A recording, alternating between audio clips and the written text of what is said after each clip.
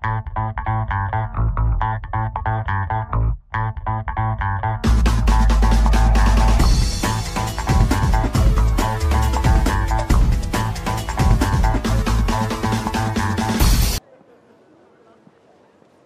guys! Welcome back to my channel. I'm Junior Benz, and for this episode ay ating i-discover kung ano ang meron dito sa Chronicles of Georgia. So now, let's go!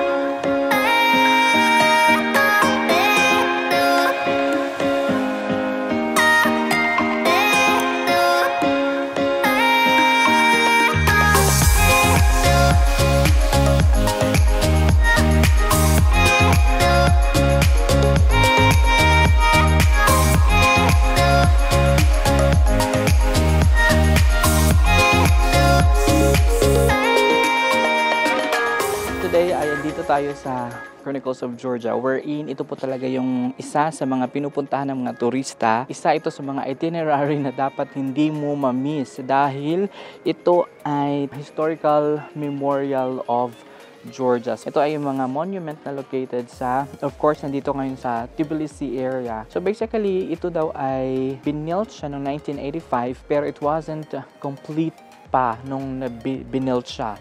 And then, yung monument sits at the top of the large set of stairs. There are 16 pillars that are between 30 to 35 meters. Yung mga images dyan is basically represents or yung mga pinifeature dyan ay yun yung mga hero nila, yun yung mga king and queens ng Georgia. So, while the bottom part depicts stories from the life of Christ. Okay. So if you can observe guys, ito yung sinasabi nila na at the bottom of yung mga images na nasa baba ay, yun yung mga, may mga bata.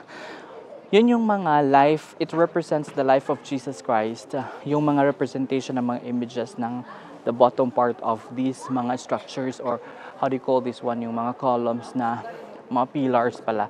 So actually guys, ito na yung pangalawang beses kong bumisita dito sa Chronicles of Georgia kasi in the first day namin, yung first visit namin dito, that was our first official day tour. Hindi masyadong enough yung time namin kasi we're given 30 minutes to 1 hour. So, hindi po talaga siya enough to explore kung gaano kaganda ang Chronicles of Georgia. So, ngayon ay mabibigyan ko na kayo ng maraming clips sa ating Chronicles of Georgia. Lalong-lalo na kung content creator ka, you need to spend more time dito to explore. And then, may mga daming images kasi na pwede mong mai-content. So, talagang you need to come back or to have an extra time. Honey space, a virtual escape. Guess you could say I'm tired of this phase. I need help from drowning in myself, 'cause every day I'm turning upside down, down. Don't let me guarantee that I waste away on my knees as I plead. Gotta save today. A blue sea's all I see. Can I find my way?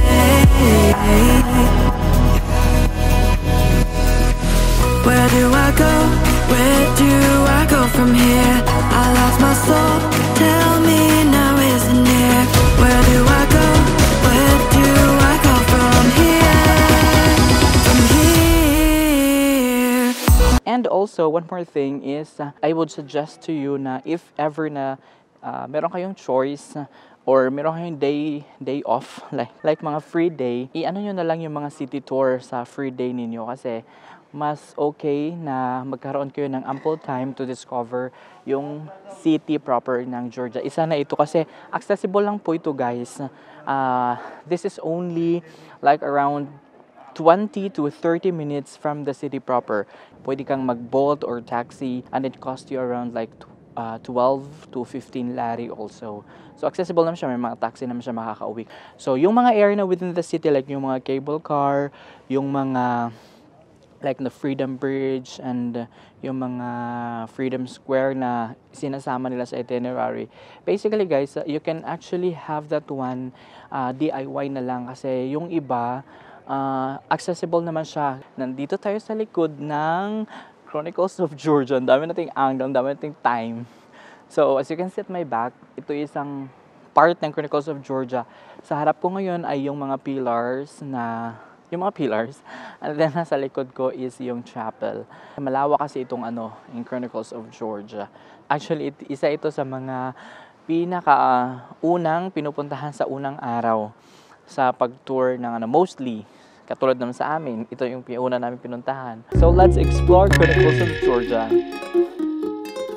These days, under the sun together, these days, let's make them last forever. These days,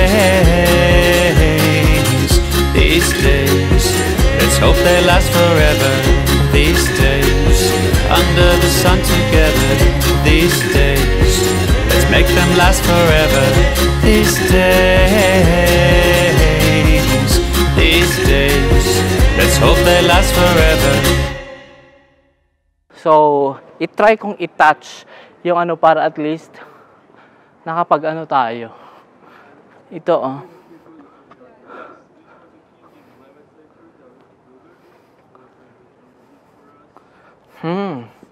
Ito yung maganda dito, may steel.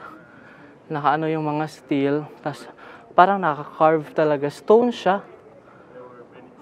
Super. Stone talaga siya, day. I don't know. Or lang talaga to. Steel siya. Parang narinig niyo yung guys? Steel siya.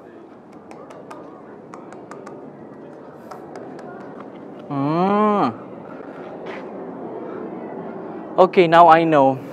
Hindi pa siya stone. Kino-confirm ko. Siya, steel na Oh? Narinig nyo guys? Hindi siya stone.